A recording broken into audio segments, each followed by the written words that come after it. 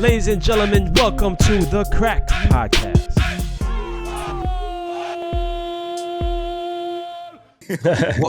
One man's misery is another man's opportunity. Are you eyeing that U.S. job? You know what?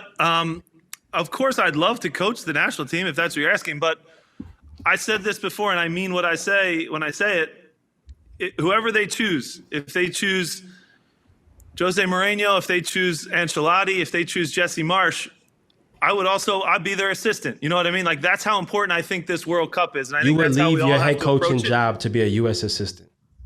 Yes. Wow. So when I say that, in 2026, guys, I don't think you guys understand it, but I don't think maybe the outside realizes how important this World Cup is. This is in our country, you know, with a good group of young players. We could discuss how good we think they are and how good we don't think they are, for sure, for hours. I still think we had great players, you know, back in your guys' World Cup, man for man. You could go through the list of 2002 as an example. And guess what? A lot of guys played in Europe, and a lot of guys were captaining big teams in Europe. So we've made steps for sure. We're deeper pool, but are we better?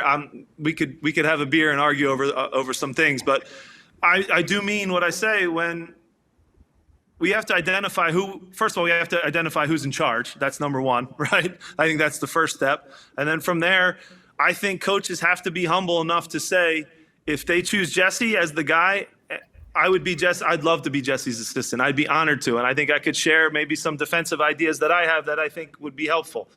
Maybe if we decide whoever is in charge decides we want to be a transition team, go out and hire whoever you think is the head coach, but get the best guy in the world right now at transition. You can't leave any stone unturned. I think you actually have to spend whatever to get these guys and make them happy and make that staff strong. I believe that. And maybe that's controversial, maybe I'm going a little too like NFL football, but I think there should be a head guy. I think there should almost be an offensive coordinator, a defensive coordinator, and they've got to be like top guys. And whoever they are, let the search go on.